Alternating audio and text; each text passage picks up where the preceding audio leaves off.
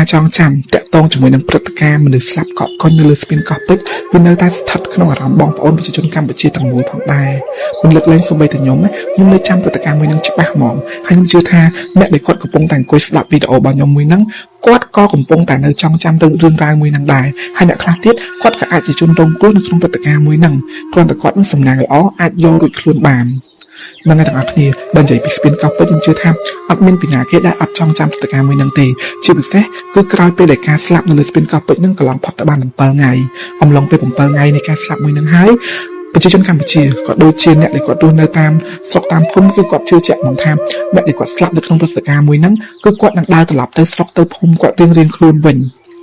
ញទាំងឲ្យផាច់ចំណេះចាស់មិនថាអត់អីដែលសំខាន់មួយទៀតហ្នឹងគឺពេលហ្នឹងតម្លៃចេកឡើងថ្លៃខ្លាំងមែនតើមួយស្និតធ្លាប់តែ 3-4 ពាន់ឡើងដល់មួយស្និតជិត$20ក៏មានដែរអាហ្នឹងគឺខ្ញុំជួបខ្លួនឯងផ្ទាល់ហ្មងទាំងអស់គ្នាខ្ញុំដឹងថាទាំងអស់គ្នាហ្នឹងគឺជួបហើយនៅចាំហេតុការណ៍មួយហ្នឹងឬក៏អត់ទេហើយរឿងដែលគាត់បញ្ជាក់និយាយនៅក្នុងថ្ងៃហ្នឹងគឺជារឿងរបស់ប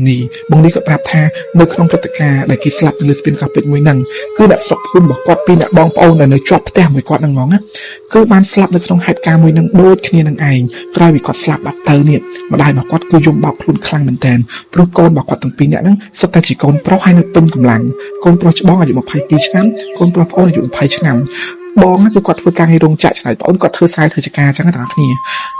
គាត់នឹងគឺសុំម៉ែរបស់គាត់នេះឡើងទៅលេងរបៀបថាលេងបុកអំទូបដូចគេដូចឯងអញ្ចឹងហើយម៉ែរបស់គាត់នឹងក៏បដៅឲ្យទៅអញ្ចឹងដោយសារគាត់ថាកូនដែលបានដើរលេងដែរអីទេក៏ឲ្យទៅឲ្យអីអញ្ចឹងណាបងប្អូនប៉ុន្តែគាត់ស្មានថាអាការដែលគាត់បដៅឲ្យកូនទៅហ្នឹងដោយបញ្ជូនកូនរបស់គាត់នឹងទៅស្លាប់ទេគាត់អត់នឹកស្មានហ្មងបងប្អូនអញ្ចឹងម្ដាយគឺយំបោកខ្លួនលក្ខណៈថាអត់ស្លាប់អង្គុយនិយាយតែឯងដូចមនុស្សបាត់បង់សតិនឹងអញ្ចឹងបងនេះគាត់ថាដូចយប់តែជាយប់7ថ្ងៃនៃអ្នកស្លាប់នៅលើស្ពានកោះពេជ្រហ្នឹងហ្មងណាបងនេះគាត់ជឿជាក់ថាចេះបើសិនជាខ្មោចមានមែនណាច្បាស់ជាពីអ្នកបងប្អូនហ្នឹងដើរត្រឡប់មកភូមិត្រឡប់មកផ្ទះគាត់វិញនឹងហើយអញ្ចឹងពេលហ្នឹងបងប្អូនអ្នកនៅក្នុងស្រុកក្នុងភូមិដោយសារតែគេដឹងថានៅក្នុងភូមិមានមនុស្សស្លាប់ដល់តែ2នាក់អញ្ចឹងណាគឺតាំងពីច្រកចូលរហូតដល់ចុងភូមិគឺគេដាក់សែនផ្លែឈើសែនចេកសែនអីពេញនៅមុខផ្ទះហ្មងសូម្បីតែគ្រួសារបងនេះក៏គាត់សែនដែរគឺគាត់សែនដោយសារគាត់នៅជាប់ផ្ទះជាមួយនឹងជនរងគ្រោះហ្នឹងហ្មងចំណែកមីងដែលជាម្ដាយរបស់ជនរងគ្រោះហ្នឹងគឺគាត់សែននៅមុខផ្ទះហ្នឹងហើយសែនបាយសែនម្ហូបសែនផ្លែឈើឡើងពេញហើយគាត់អង្គុយយំនៅមុខហ្នឹងហ្មងទាំងគ្នា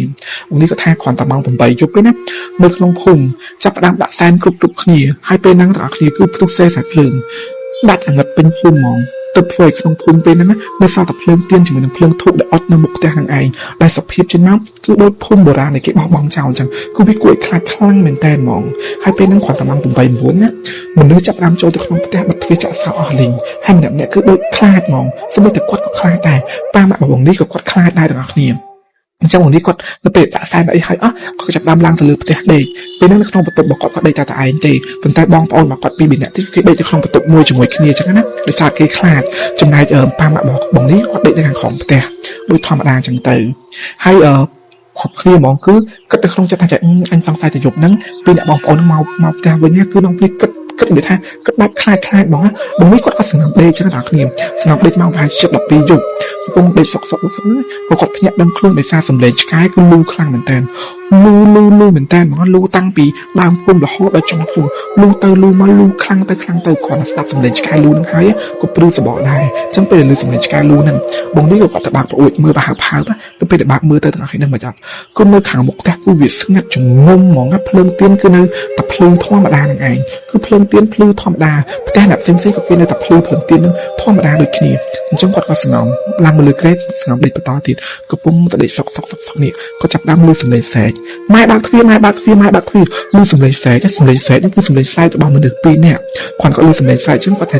ចុងទីបងប្អូនពីរនាក់ហ្នឹងអារម្មណ៍របស់គាត់គឺឲ្យមកថាច្បាស់ជាខ្មោចពីអ្នកបងប្អូននឹងត្រឡប់មកផ្ទះវិញប៉ុន្តែអារម្មណ៍នេះទៀតគឺគាត់ចង់ដឹងថាខ្មោចលងនឹងវាមិនចឹងគាត់សំណងអត់បានទេទាំងអស់គ្នាសំឡេងស្រែកនៅតែលឺចឹងណា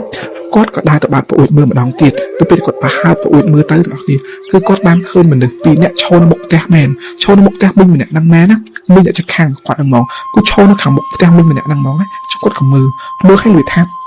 ព្រឺសម្បល់ខ្ញាក់ឲ្យគាត់ដឹងថាចេះអត់មានពីណាទៀតទេព្រោះមិញនឹងនៅសល់តែ2នាក់ប្តីប្រពន្ធគាត់ទេព្រោះកូនស្លាប់ដល់តែ2នាក់ហើយអញ្ចឹងគាត់ថា2នាក់នឹងច្បាស់ជាកូនមិញនឹង 100% មកគាត់ផ្ទៀងមើលបន្តទៀតគាត់ស្រាប់តែឃើញមិញនឹងដើរចេញពីក្នុងផ្ទះដើរចេញមើលឆ្វេងមើលស្ដាំរួចបំនេះក៏គាត់បានមើលបន្តទៀតដែរគាត់ឡើងមកលើក្រេឃ្លុំភួយដេក คลุมพูดได้คลางเหมือนแตนมองเราไปเปิดลำล้างกอดสู้มองโอนกอดสู้เนี่ยเซนจะแทบยกมันเงินลือสำเร็จเหมือนเดิมมาใส่ไอโคทวีอาร์กอดเคยเหมือนเดิมนะมาโชว์หมกแต่มินเนี่ยจัดแข่งเนี่ยให้ใส่บางสีบางไอจังตังเปิดสู้ฟ้ามาบองโอนได้ขึ้นเดิมแล้วก็เกิดลือเต็งก็เกิดลือหนึ่งได้ต่างนี้จังหวะนี้กับกอดนั่งจังแต่สู้มินเนี่ยจัดแข่งได้ผมได้กอดกระเถิดลายเมาตัวเรียนตัวไอจังนะกอดกระเถิดสลายตัวไอจังตังบางพายจะตรงประมวยหรือเงี้ยมันเป็นกอดกระดาษแต่ไปเนี่ยความตะโดกระไอใครรวยเพลี้ยม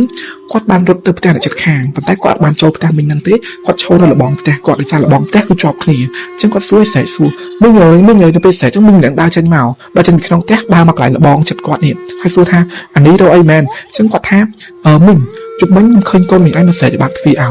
ใส่ครั้งนะบักฟรีเอาให้กูทวีครั้งยังเคยมีไอ้ดาวมาเมื่อเตียดจังความใหญ่ปันนักตาเนียนมึงเนี่ยน่าจะเอาแต่ขายขอยแต่ท่าลูกปุ๊บเบี้ยกับปงสีใบขอยแต่เหาตากันนี่ความตาบงนี้กอดลือเป็นนั้นกอดแจกดแกงนะตานี่ก็กดแกงกอดน้ำใหญ่ทำให้เตะให้กอดดังท่ามึงนั่งใหญ่นั่งไปซาแต่กอดเวชมาได้หรือมือกับกอดนั่งเอาโกนบอกกอนโจนลงแตกแมนก็กอดดังเบิดขี้ความกอดสลับมึงยังบอกปันนั้นให้กดตู้เจนปีบองนั่งตลับจมขนมแต่เวชกอดโจหรือนึกแผลปลาหมากบอกกอดใช่ไหมปลาหมากบอกกอดจะเป็นใหญ่ทำหายดังเตะทำไม่นึกคือกอดแล้วกระท่าดูชุดชัดอะกะในกอดสลับปีเนี่ยจังกอดทั่วจะตอนบานเตะจังให้กอดจะเป็นใหญ่อีกประเดี๋ยวได้จังเตอปลาหมากบอกนี้กับแผลก่อนจังได้จังนะยังวันนี้เราก็ถังไปให้จิมแม่ในปล่อยมินนั่งกดได้ยังใหญ่ดูมันอัดเสือครุบอัดเสือเอจังให้จับลำถอยกว่าใบจากดัดท่ามึงนั่งปัจจุบันเคยโกนอะไรมาขนมโยโกนอะไรมาในขนมแต่แม่ดูมือกับไม่กับกวาดกวาดดังได้ให้ในขนมจุกมวยนั่งตีตั้งครีมโดยซาแต่อะไรประตูบอกกวาดนั่นคือในจอบเนื้อมาแทงแต่มึงเนี่ยนั่งมองกวาดกระโปรงได้กับได้กับกวาดนั่งสัตว์ลือสำเร็จมันถึงยมลือสำเร็จมันถึงยมให้ลือสำเร็จหรือใส่ท่าปวดจังตัวหน้า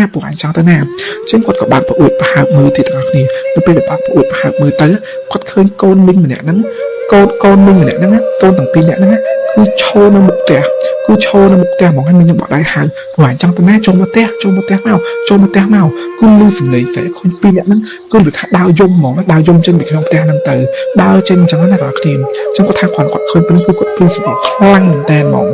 คือคลั่งเหมือนแต่นะถ้าเป็นเหมือนมีเคยแต่กว่าได้แต่ครีมเป็นเป็นลำเนี่ยกดสู้บองปอนกับเซนที่นะบองปอนกับเซนที่คือหยุดมันคือบานมือแต่บางปอุดมือแต่ครีมจะกดบานคืนปีเนี่ยนั่นเนี่ยบานกับหลังจุ่มเป็นแต่ลงไอ้ตอนใต้โจ๊กแต่บ้านนั้นโชว์จนตักขนมละบองแต่บานตื่นบานมากเป็นตาโจมแต่บานเตะให้เปลี่ยนคือดาวยมให้กดบานคืนตกบกนะคือตกคือกูไอ้คลาดหมอคือกูบกสลิดสลังอยากทำสเปซฉันคือกูอ่านแบบที่กูไอ้คลาดติดนั่งกันต่างเนี่ยเรื่องใดบางทีกับมันจะเหนื่อยมากนั้นก็มีแต่ปันนังได้ให้วันไหนต่างนี้นะเด็กกวาดบานต้อนให้หนังบานทรอปชุบให้การขมัดลงแต่ตรงซึ่งเขาไปจะทำให้ไอ้คำมันคำคราวหนึ่งบานจนผู้ใส่เรื่องนี้มันจะเหนื่อยจากข้างในนั้นก็มีแต่ปันนังได้เมื่อสนับสนุนเรื่องใจเหนื่อยกุมเพลิดฉันมาคล้องอาคารอาชีพแบบยมพองบาย